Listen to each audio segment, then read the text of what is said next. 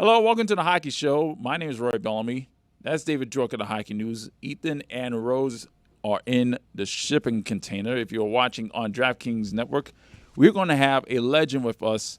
It's Ken Daneyko, the former New Jersey Devil. He played 20 years for the New Jersey Devils. You don't see that anymore. Nope. No. He's got his number raised in the rafters over there in New Jersey. He's the head coach of the 3 Ice League New York, New Jersey team. He's going to join us to talk about the good old days and what's happening now. You can watch that on YouTube, the LeBatard Friends YouTube page. Click on playlists and click on our photo of the Hockey Show. That's where you can find it. Also, we apparently have a TikTok now. Rosie, explain this, please. We have a new TikTok, so go follow us. I'm going to put the thing here. So it's at the Hockey Show 7. 7. I'm not gonna. I don't know what I'm gonna be posting there, but I'm gonna be posting there. So just go. Okay. Look at that. Look at that. You got stuff there already. Look at this. Hey, 600 views. 600 views. The other one has only 96, but we're getting there. We're getting there. We're getting there. We're growing. It's all Rose so far, and me. Yeah. There's no David or Roy. What? I'm sure there are more than 3 videos there. No, that is not true. I downloaded TikTok today, and I made a TikTok video today. I've done all of these things. He's saying that the videos are all me and him. Just the thumbnails. Just the thumbnail. It's me and Rose. No, Okay, well, I'm sure there are more videos. I'm not like what you, they brother. want, right?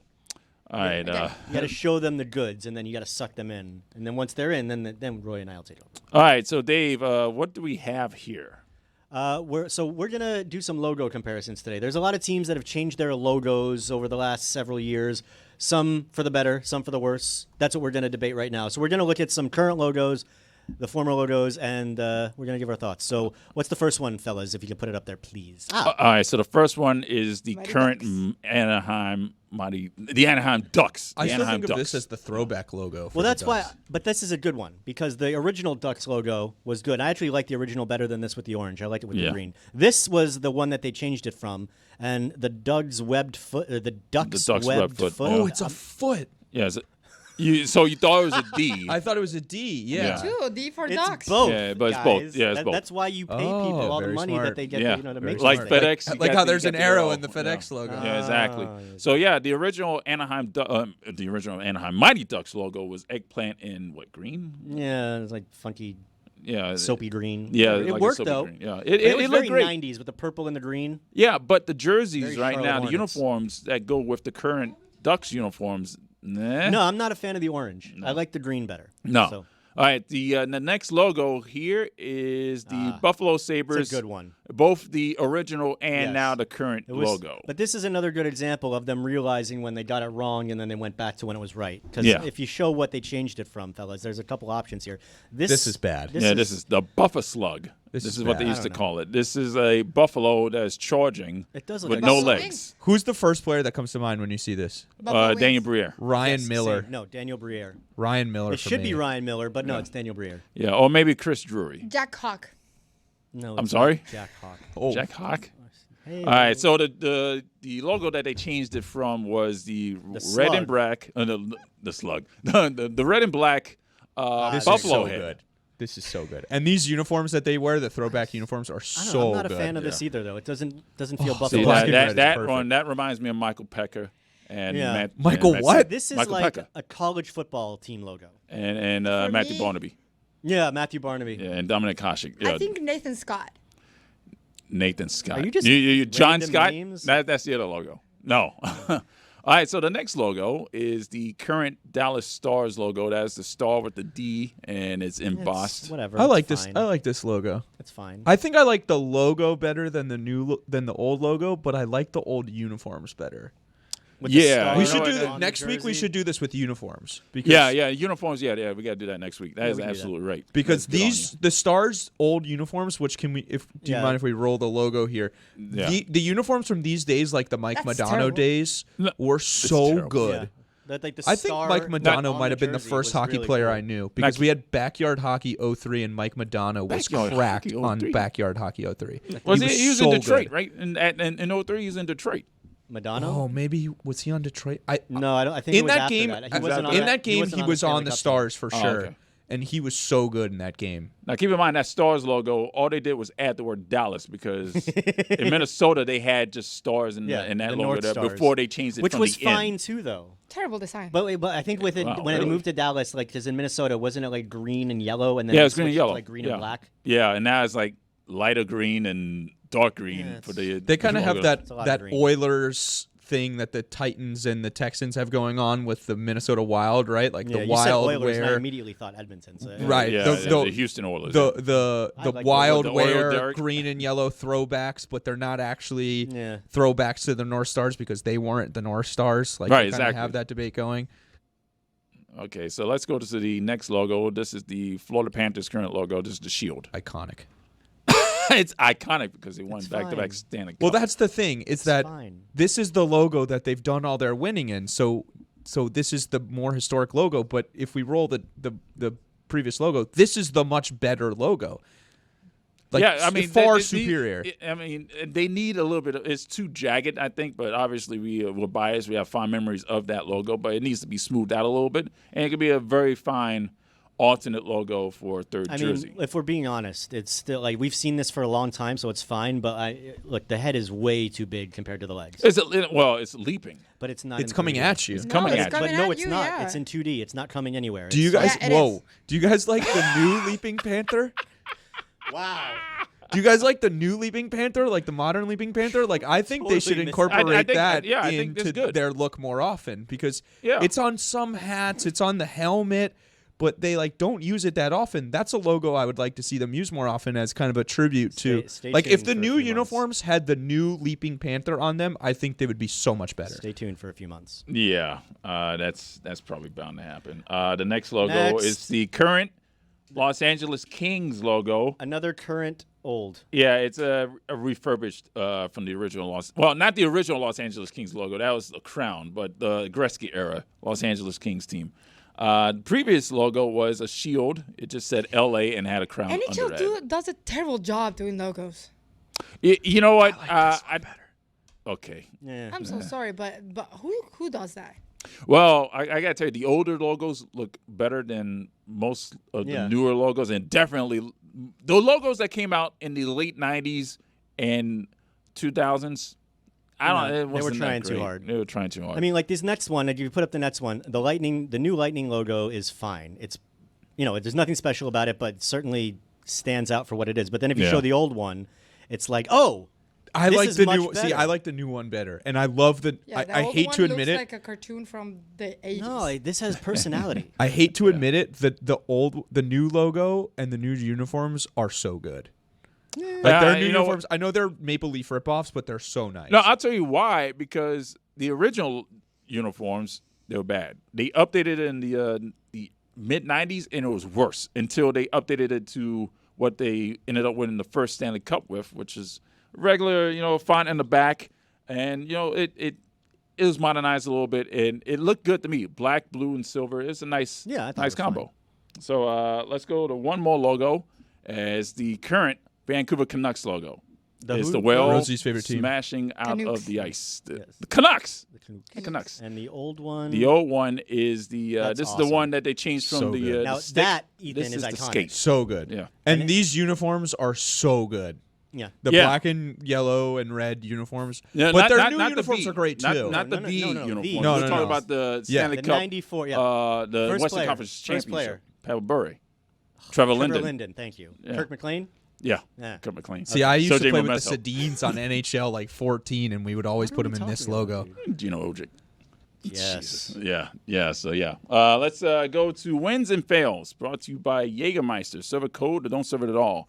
Jägermeister. Damn, that's code. For more, log on to visit Jägermeister.com. Drink responsibly. David, go ahead. I would love a drink right now. My win of the week is Jaromir Jagr. This guy is ageless. He's 53 years old. He's playing in his 38th professional training camp currently for Kladno, the team that he owns in the Czech Extraliga, I believe it is. He hasn't played in the NHL in almost 10 years. He last played for Calgary in 2018. Looks like you lost some teeth there. He looks so happy. I mean, look, is there... Like, I know Gordie Howe's nickname was Mr. Hockey, but I mean, is anybody more hockey than Jaromir Jagr? Like, Yeah, it's man. pretty unbelievable.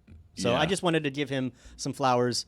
38 professional seasons. It's almost my age in life. So props to you, Yags. My win of the week goes to Gritty. The Philadelphia Flyers mascot has been one of the best mascots in all of sports since he was introduced in 2018. And apparently he's an avid outdoorsman because he was busy throwing axes outside. I mean, he hit the Holy target shit. from 0 feet. That would be matching me right This there. is scary. 15 feet. He threw it backwards from 15 feet. 100 feet? He hit it from 30 feet, 60 feet, 95 feet, and 125 feet. Is And there that any- last one looked like a sweeper. Is there any mascot that you'd less want to see throwing mallets and hatchets than The Gritty? New Jersey Devil. I don't. Gritty scares the shit out of me, dude. That's a scary dude. He is the He's world's fanatic. most dangerous No, mascot. the Philly Fanatic, he's fun. Like Gritty just seems psychotic to me. All right, Rosie, go ahead. My win of the week goes to Oh, Jesus the Christ. Indiana Fever because they Oh my beat God. XX with Stranger Things, and I am a big fan of Stranger Things. So you people didn't know, so I did not know that. Rose, you've been hiding that all day. When did you get that jersey? yeah, I got that jersey. So I have. That's so nice. The Caitlin Clark one. But yeah, the Indiana Fever, they do this. I didn't know. Well, I did know last year. Yeah, you but didn't know that. Yeah. we didn't have the Caitlin Clark one, and now I have it, and I ordered it. So good job, Indiana. All right. Stranger Things happen in Indiana. That's Next. not anything about hockey. Ethan. My win of the week, guys, the Florida Panthers are on a roll. And the cup is traveling around. Everybody's having their fun with it. It was at Coldplay. But my win of the week is for the man, the myth, the legend who put it all together, Billy Zito.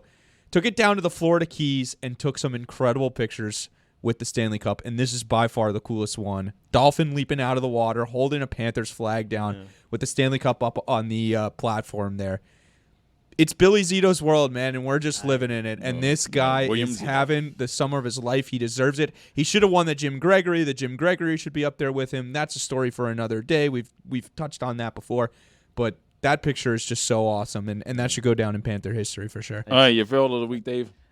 Right now, I'm failing looking at that picture because it just makes me think of the Miami Dolphins not winning any kind of significant trophy my entire life. But no, that's not my fail of the week. My fail of the week is actually for you, Roy.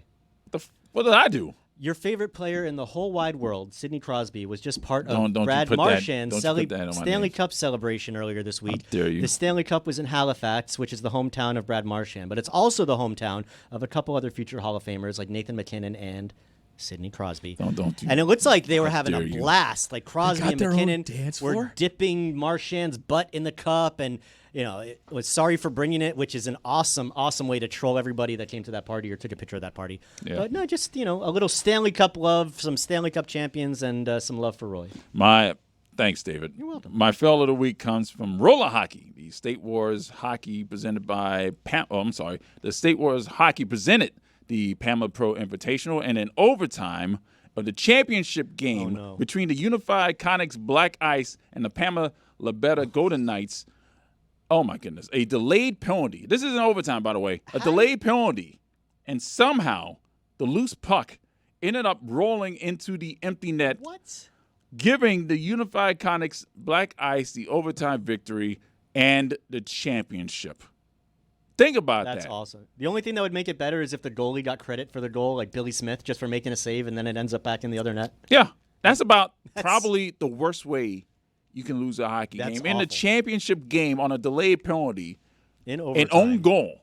That might be the first time that's ever happened in history. That's ridiculous. Oh my gosh. Yeah, I think so. And that, my friends, is an epic fail. That's Rosie. Epic. My fail of the week, don't hate me. Do you remember that you guys bought me pin of the Stanley Cup? Yeah. I lost it. That's the least surprising thing that's happened. But yeah, I lost it. So we have to buy another one. Well, fortunately for you, we actually We put an do? Apple tag on that because we knew you were going to lose it. And right now, You, it's, you do realize that they have to go to another Stanley Cup final for that to happen. well, Really? no, it wasn't a Panthers themed pin. Yeah, exactly. No, I mean, like, for us to go into the team store and buy Oh, one. for us to get it free, yes.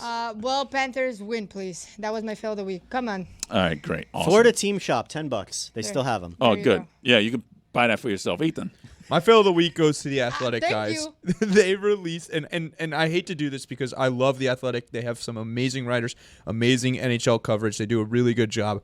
But this week they released their top 10 worst contracts in the NHL.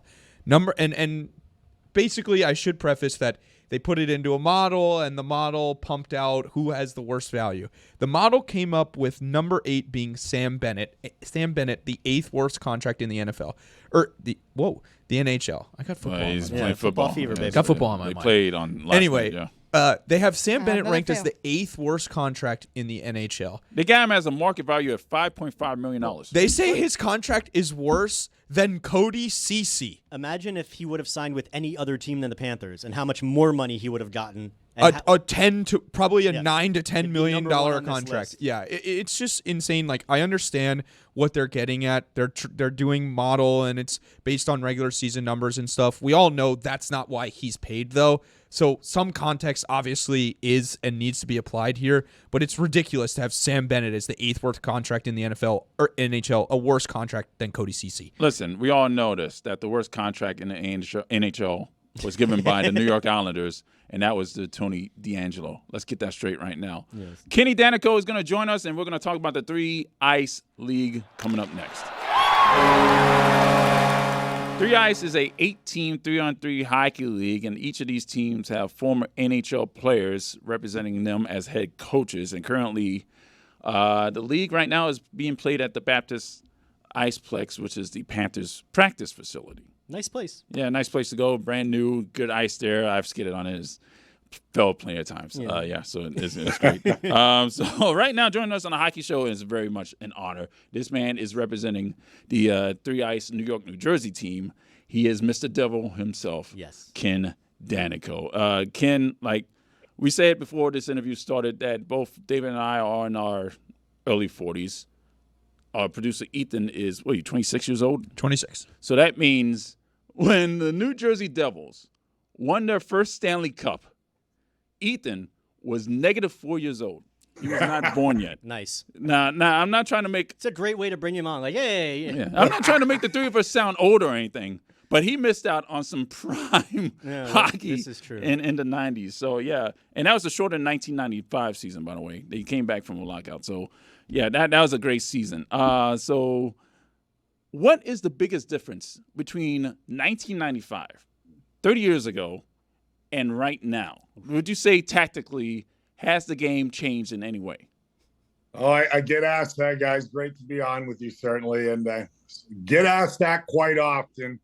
And look, I always say, I mean, obviously the game has evolved, and the skill and the speed, agility of these young players today is really off the charts. And it's great to see. And I've gone with the times. I really enjoyed today's game. Obviously, my time was my time. It was a little nastier. Obviously, there was a little more fighting. I loved it. It was part of the game, the way it was played back then.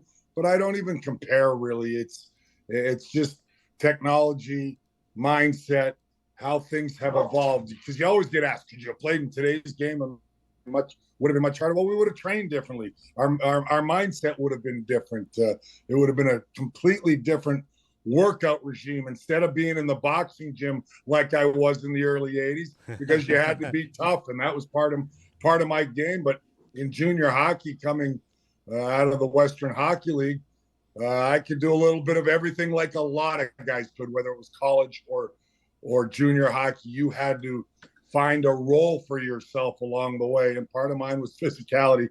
So instead of working on my edges and maybe a little more speed, I was in the boxing gym, because I knew, especially early in my career, I would have to do some of that along the way. But again, loved it.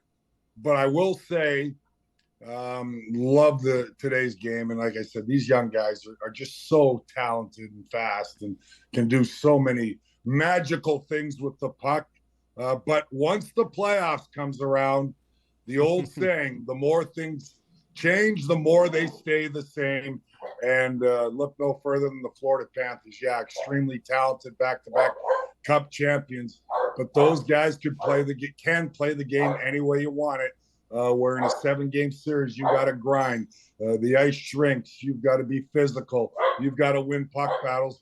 and they did it better than anybody the last couple of seasons, and they should be proud because I kind of feel like I'm looking in the mirror and I reminisce and go back and go, they look like my 1995 Devils team. Deep, a lot of depth, scoring from everywhere. And yeah, you want to play a little nasty when you have to, they can.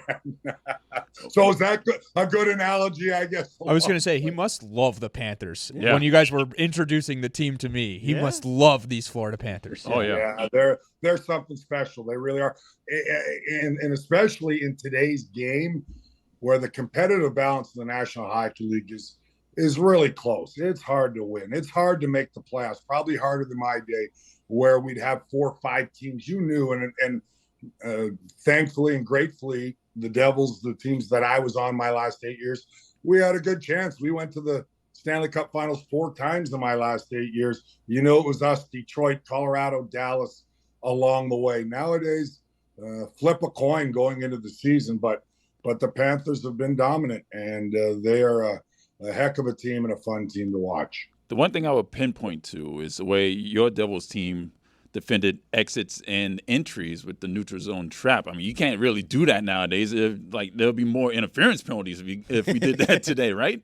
Well, sure you can do it. Every team, if you watch during the playoffs, every team plays some form of cutting the ice in half. And yeah, you want to forecheck and get in on the puck, but you watch nowadays and come playoff time, so many teams defend the right way. That's all it is. I mean, our team, we never heard the word trap. That's a manufactured word from the media. And Jacques Lemaire never mentioned it once. It was more about when you don't have the puck, you defend the middle of the ice and you cut it in half and you funnel them into a spot where it creates turnovers. And we never get enough credit for, and I'll leave it at this, as far as nobody looks up. We're always one of the top scoring teams in the National Hockey League. The analogy or the misdemeanor is that we didn't score much. It's heck, that's not true. In 2000, we were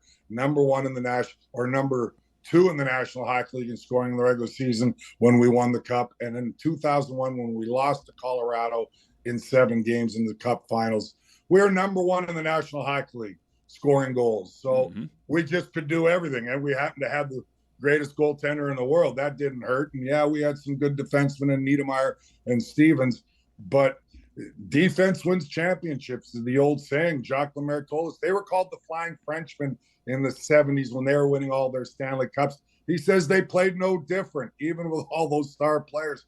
This is kind of what he implemented when he came to New Jersey, and it certainly worked. And it's not easy, but everybody has to buy in. And if you have one guy on the ice that is out of position, well, it breaks down. Well, you said don't look up when you were talking about looking off the offensive stats. I was thinking don't look up because you better keep your head up because Scott Stevens is on the ice. Watch out. Yeah, he was a menace for sure. Probably the best open ice hitter the game's seen. And all I hear sometimes is, wow, they're illegal hits today. Well, it doesn't matter. They weren't back then. You're right. And I think he took under 10 elbowing penalties in his career. It was always shoulder to the head, but that wasn't frowned upon. I like that the league's evolved, and obviously because we know so much more about head injuries, concussions, and everything that, yeah, you can't make contact with the head, so everybody's had to adjust. But back in our day, that's why I say it was nastier. That was part of it. Yep. That was considered a devastating clean hit in the day, and he was like a middle linebacker on ice, read the play so well, and you just couldn't cross the red line with your head down against Scott Stevens. Ken, you mentioned something interesting earlier. You compared the current Panthers team to your Devils in the mid-'90s.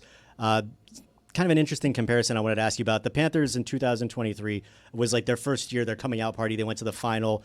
They got decimated by injuries and they lost to Vegas, but they said that a lot of the lessons they learned along the way, they put to good use in the last 2 years when they went back-to-back. You guys went to the Stanley Cup, almost went to the Stanley Cup final in 94. You lost that ridiculous series to the Rangers that I still think one of the best 7-game series, if not the best 7-game series we've ever seen, was that 94 Eastern Conference final. Yeah. But what did your Devils team, if anything, what did you guys learn going through that experience that you were then able to win the Stanley Cup next year and win 3 in 8 years?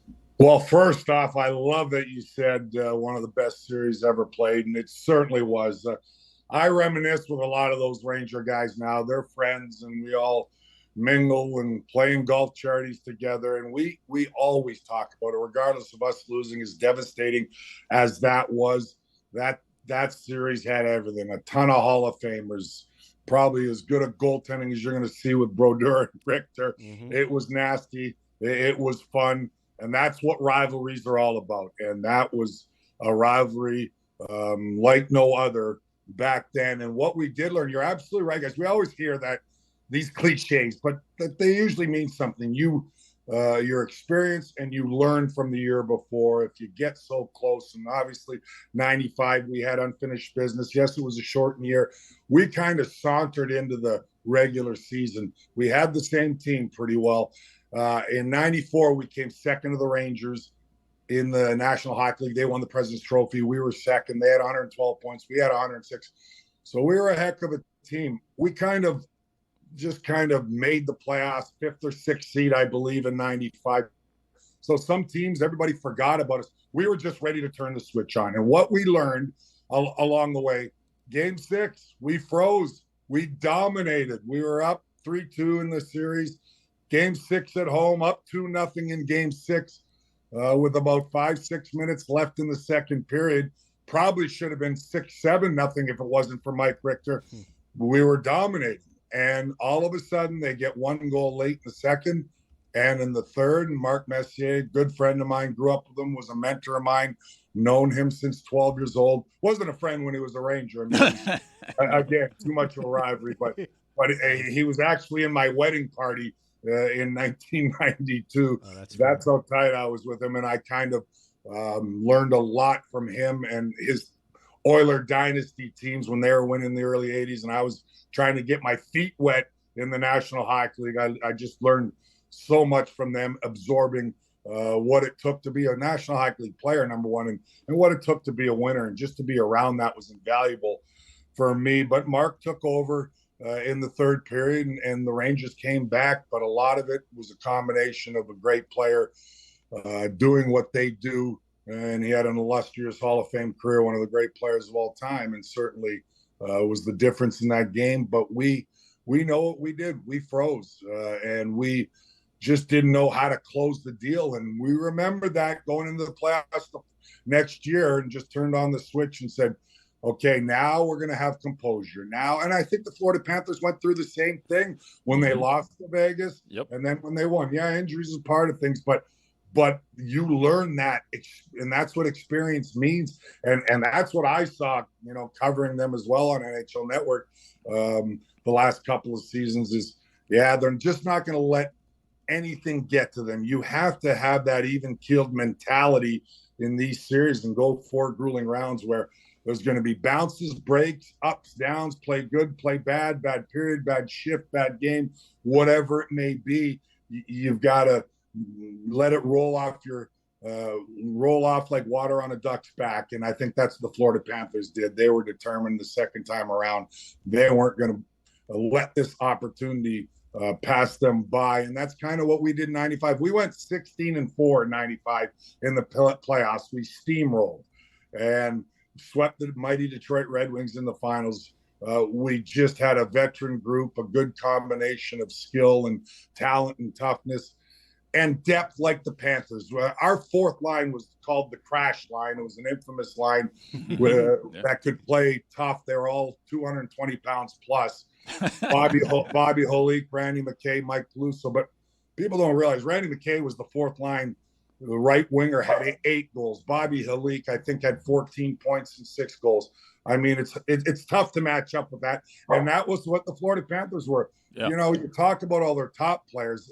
They did what they had to do. They were great. The Barkovs, the Reinhardts, Sam Bennett, just a great playoff player. And those types of players are hard to find. But it was the Lundells, the Luosterainens, the Gadjevic's. You don't win without those role guys along the way, chipping in with a big goal here and there. And again, their defense was big, strong, rangy. that's why I felt like at times I was looking in the mirror and always used that expression. Well, here we go. More things change, more they stay the same. But when the playoffs come around, especially comparing my time, my era, compared to this era now, it's almost, guys, like you need two teams in the National Hockey League. That's what makes it very tough to try to balance out. You need a regular season team that can get you to the playoffs because you need a little more flash and dash.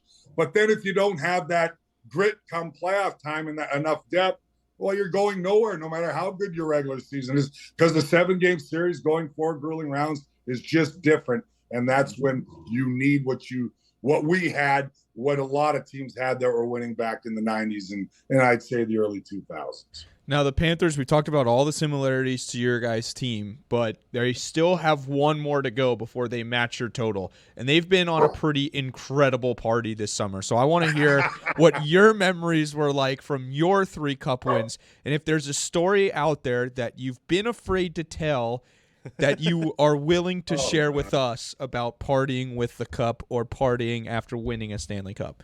Yeah, well, they deserved it and certainly have enjoyed it, and you should. I mean, for me, I have to pinch myself sometimes and how grateful I am to play with such a great group of guys. You'll have a bond forever, and to do that 3 times. And I was one of those guys, everybody goes to their hometown or that's what's the great tradition of the Cup, traveling around. And even people that aren't big hockey fans, there's just a magnetism to that Cup, whether you get to drink out of it or take a picture with it or with some of your favorite players, whatever it may be. That's what the celebration was about for me. I kept it in New Jersey. This was my home. I love it here. It's a blue collar state. I was that guy in the trenches, and humbly say pretty proud that they nicknamed me Mr. Devil, because that's all that mattered to me, was winning and doing my little part, my role to help our team win. So I kept it here. I stayed here year round, right from 19 years old on when I played my first game here. And I didn't know where New Jersey was when I was drafted in 1980. And that's a true story. I've told that many times, to loving it here and just this is my home. And I can tell you guys, I took that Cup from northern New Jersey, from Saddle River to the Jersey Shore, you name it. I let everybody celebrate it with it. I took it to the Jersey Shore. People don't know, that don't come to New Jersey, how beautiful the beaches are here.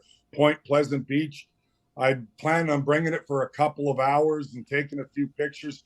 There ended up being 7,000 people go through the line. I stayed 7 hours, took a picture with every last one of them, because that's what it was about to me. I mean, we hope we made the state proud, and that's what it represented for me. And I was going to make sure every fan or anybody that wanted to celebrate with the Cup. So is there anything I can or can't tell? Well, all I know is the Cup guy had said, and I don't remember everything.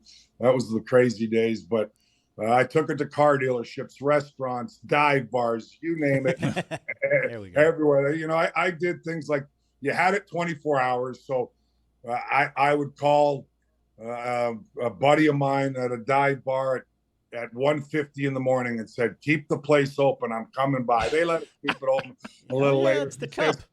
He said, my buddy, never forget it, Ricky's in the Valley. And I said, keep it open. I'm going to surprise you with the Cup.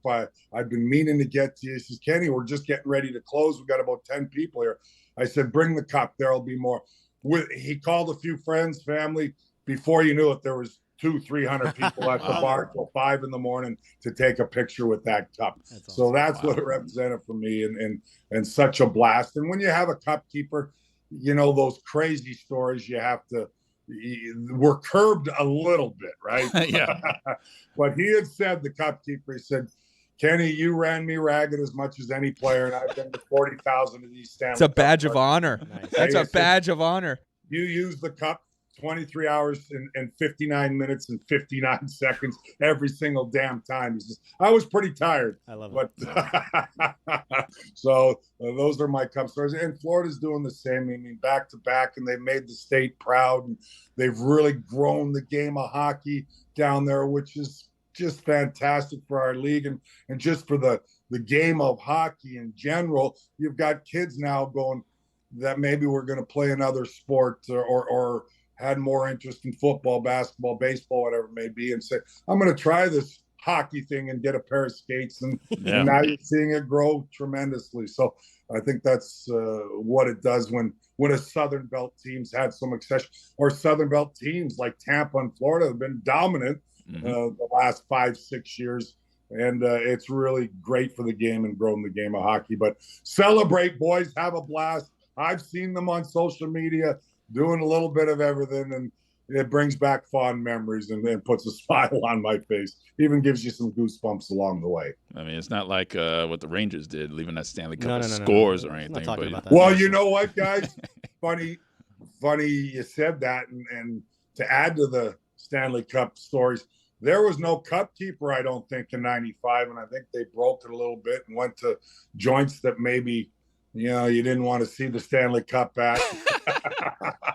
I mean, they brought it to 11 here. Yeah, there are some great pictures of the cup in read between the lines there. Yeah. And the following year, 95, fortunately for our team, they implemented a cup keeper to make sure you kept the thing in one team. Wait, that's real? The cup keeper? The first year the cup keeper was the first time you guys won the Stanley Cup?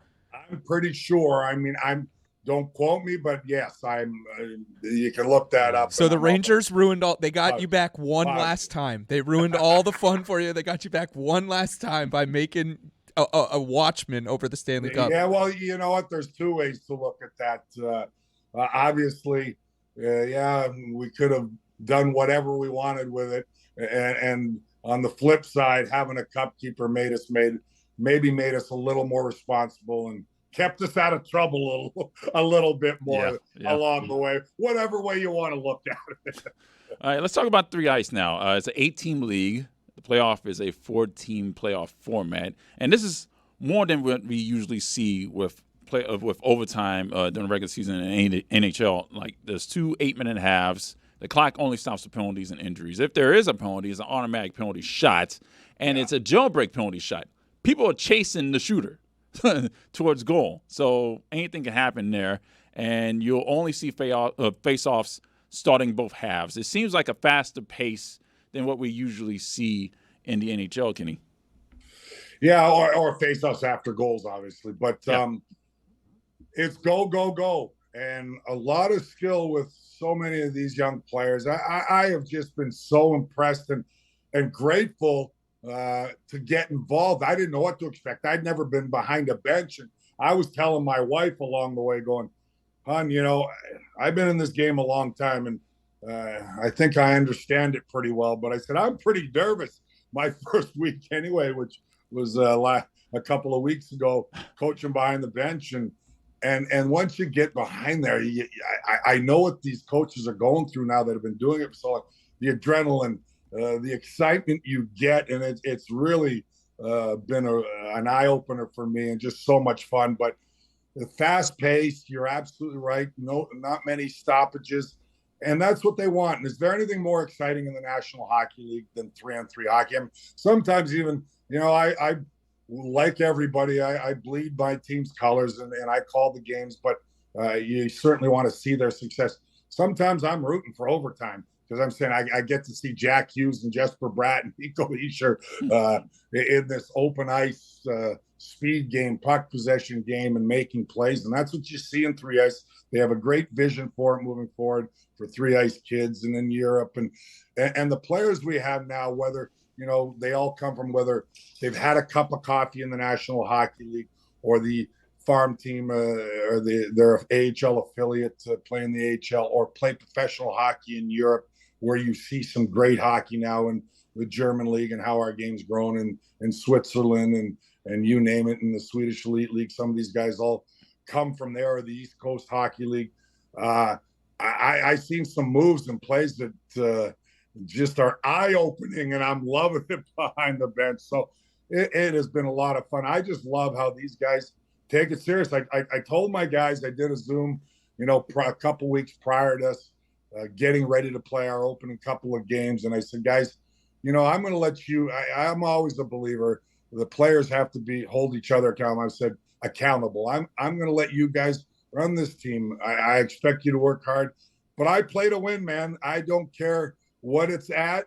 If it's chess, tiddlywinks, whatever, we're here to win and do the right things. And the only thing I am going back to my time a little bit to these guys, I said, when you don't have the puck, I want your stick on the ice. I want you to take the middle away. But when you get it, be creative, do your thing, make plays. I love it. But you got to be responsible, little defense, so we're not going to have success. And I'm fortunate, and we're fortunate and grateful. We won our first few games. So it was a big sigh of relief for me to say, okay, if I lost my first two, I'm not a total bust as a coach. We won our first two. We're going to be in the championship. We play again coming up next week. But been really impressed with all the teams, all the players, and to be with all these Hall of Fame coaches just mingling. I mean, I'm still a hockey nerd to the point where if I'm next to Ray Bourque or Grant Fuhrer or Guy Carbonneau or Larry Murphy, all Hall of Famers and had great careers, I'm like a little kid. I mean, I really am. You know, Joey Mullins, we play them next week, 500 goal scorer, and played against all these guys, obviously, during my career. I'm like, I want to beat them, number one. Yeah. but most of all, I'm just, love reminiscing about our time in the games and just being around these great Hall of Fame players is exciting for me. So I've loved it. But the action, the game, the play, the commitment from the players has been second to none. We'll finish with this. You're doing the Devils games for MSGSN. You got it. I was about to say MSN. You did good. Yeah, my bad. So you're doing that. You're also doing NHL Network. But is coaching the future for you? Well, I wish I got into that's funny you asked me that, because I always used to say I'm probably and I used to discuss this with friends and people and my wife along the way, that she used to always say, you should have been behind the bench when it can. I mean, you live for it. You're passionate. I said, yeah, and I'd probably knock out some of my players on the bench with that passion and excitement, or somebody on the ice or a ref once in a while. So I said, I don't know if I could handle that even keel that I talked about you need as a player. But I'm finding out, yeah, maybe I would have enjoyed this, because there's nothing like being a player, guys, and being in that room and being around the guys and sacrificing everything to try to accomplish a goal. The second best thing I'm finding out is being behind that bench and helping your guys succeed. And I'm what I brought with these guys. Like I said, there's not a ton of coaches and X and O's because the game is so quick, but it is positivity and energy. And I think that can really rub off on your players. And so do I think maybe I'm a little too old now, but you never say never for anything, right? I love what I'm doing. The Devils have been great to me. I'm so grateful to the organization. It's family to me. And it's been a lot of loyalty, a two-way street between the organization. Myself, I've been there 42 years, guys, whether as a player or in the organization. I pinch myself sometimes. That's incredible. But if we don't have success this year or the next couple of years, I mean, I love our core, and we need to be a sustainable playoff team to eventually get to that next step. Then maybe I'll get in there and say, I got to be on the bench. I got to be in the organization from a operational standpoint somehow, because I just want to win too. But all kidding aside, it really has been a blast and has given me a newfound respect for coaches, but just to be there and the excitement and passion of it. And I almost one of our guys, Zach Solo, who I'm losing because he's got a professional contract in Europe and they have to go early. Mm-hmm. So I had to replace him. I scored a highlight reel goal in the championship game a couple of weeks ago. He came back to the bench and I smacked him on the head with my left hand, and I'm a lefty. I'm going, oh boy, I gotta temper this a little bit. I was worried, like I said, knocking him out. I was so excited, but it was an incredible move. But I think the guys appreciated that. They saw how fired up I was and how much it means to me, to support these guys and help them have a little success in what I believe has a bright future in the 3-Ice League. Well, 3-Ice is currently playing right now at the Baptist Health Iceplex in Fort Lauderdale. Championship week is in 2 weeks. We hope to see you win the 3-Ice League championship. Ken Daneyko, thank you for joining us. Well, my pleasure, guys. This was a lot of fun. And all right, thanks to See, now, no headsets. Thanks to Ken Daneyko for joining us. We will not be on next week. We will be on August 15th. So for David Dwork, for Gino, for Danny, for Rosie and Ethan, my name is Roy Bellamy. We will see you in 2 weeks. Remember to follow us on our TikTok. Woo! That one. Bye.